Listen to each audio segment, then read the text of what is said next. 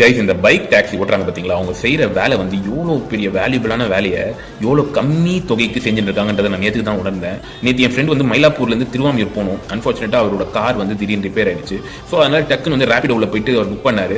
Book பண்ணும்போது first gap பார்த்தாரு. Gap பார்த்தீங்கன்னா ஆல்மோஸ்ட் 450 460 காமிச்சது. ஆட்டோ அப்படியே பார்த்தீங்கன்னா 300 320 காமிச்சது. பட் டூ வீலர் பார்த்தீங்கன்னா அதுலேயும் பாதி 140 rupees 150 rupees தான் காமிச்சது. உங்களுக்கு கிடைக்கிற சார்ஜ் பார்த்தீங்கன்னா ரொம்ப ரொம்ப ரொம்ப ரொம்ப கம்மி.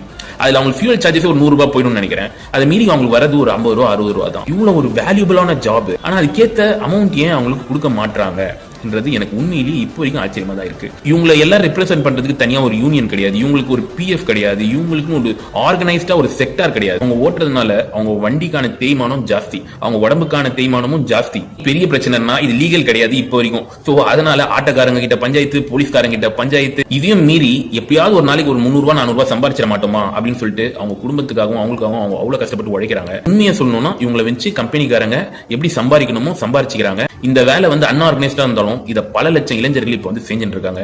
சோ இதை வந்து கவர்மெண்ட் வந்து ஒரு ப்ராப்பரா ஸ்ட்ரக்சர்டா எடுத்துன்னு வரணும்ன்றது என்னோட ஒப்பீனியன். உங்களோட ஒப்பீனியன் என்னன்னு சொல்லிட்டு கமெண்ட்ஸ்ல சொல்லுங்க. See you next video. Bye bye.